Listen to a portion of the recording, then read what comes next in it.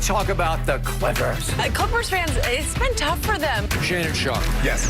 You're going to have a great weekend. Well, I'm having a great weekend. And on Sunday night, you can make plans for all the props you want. Say that one more time about the prop. I want you to say that what you just said again. I can have as many props As you want, because I was dead solid wrong.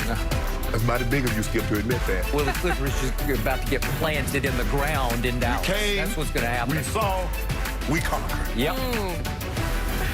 No pressure about those props, Shannon. You're going to have to be ready because the Mavericks are taking their 2-0 series lead over the Clippers back to Dallas. 2 games this weekend. The Mavs followed up the 17 threes they made in Game 1 by making 18 in Game 2. But Ty Lue says the Clippers will show who they truly are with their backs against the wall, adding, quote, I think when you're down 2-0 and you're coming into another team's arena, it shows what you're made of. So, Chris Broussard still with us. Chris, where will the series stand when we return on Monday, apparently with all the props? Well, Jen, I don't know if I'm being too kind, too tender-hearted. Okay. But I'm going to say when we return Monday that the Clippers still have life, that they will be down 3-1 when we get back on Monday.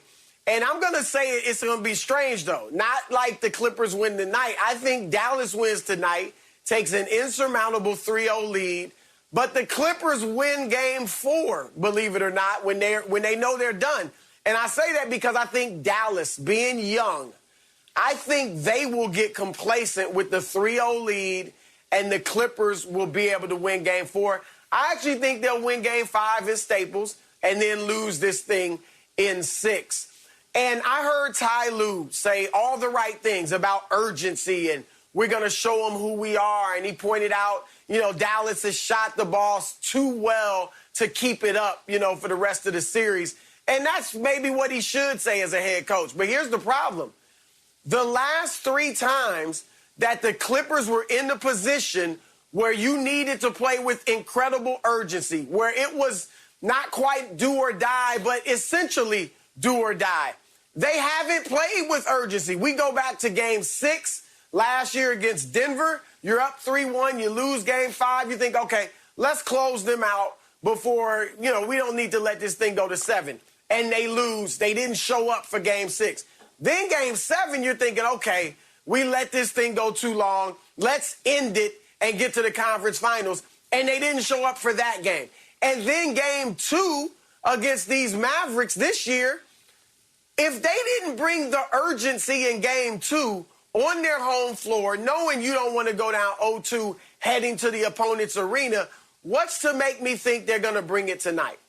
They had all the reasons in the world to play their tails off in Game 2, and they still chose not to fight over picks, and they didn't take anything away from Dallas. Luka had his way, and the supporting cast had its way. Like, the goal is to take something away.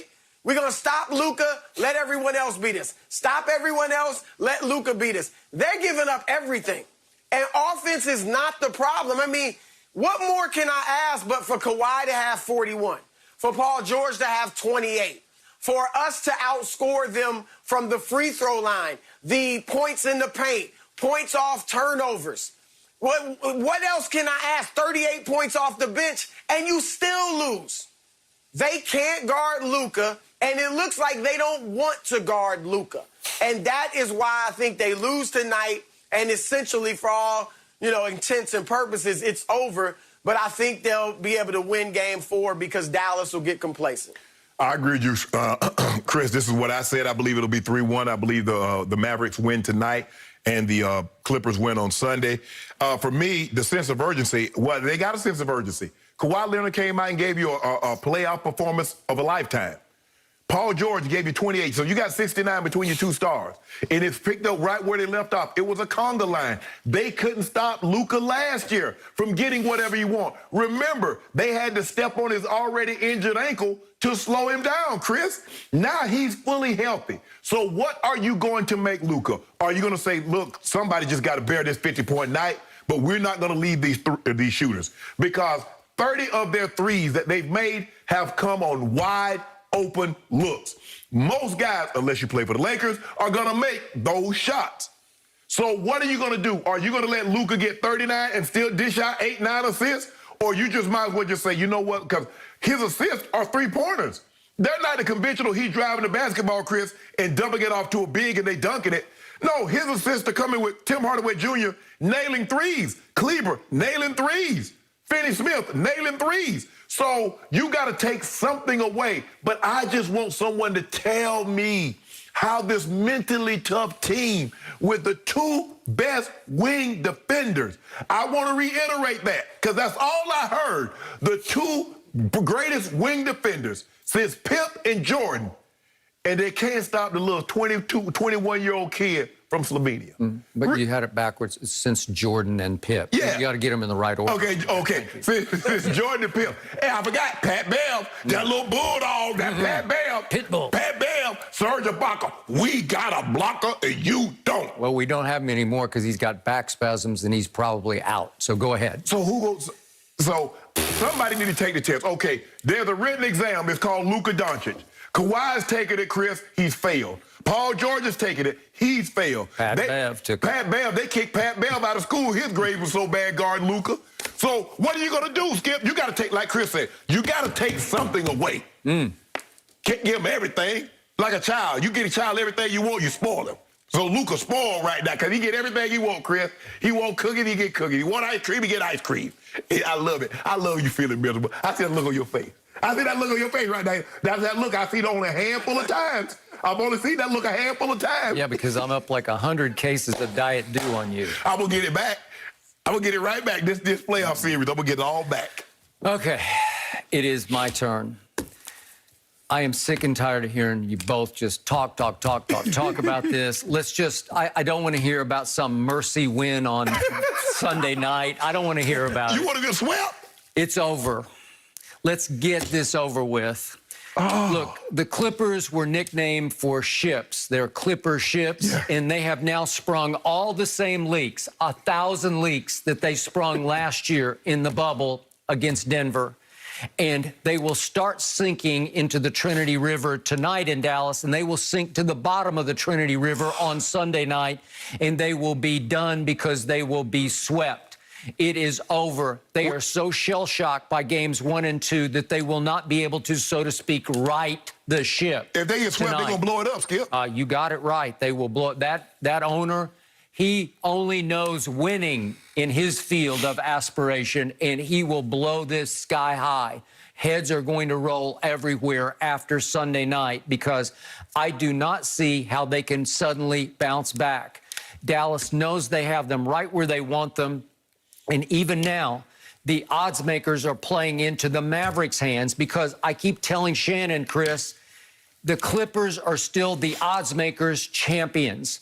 I don't feel stupid for picking the Clippers because the odds makers continue to pick the Clippers.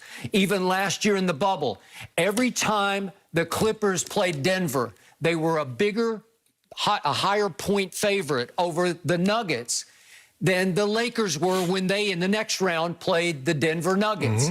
Routinely, the Clippers last year would be 7 or 8 point favorites all the way to the bitter end when they obviously blew the 3-1 lead.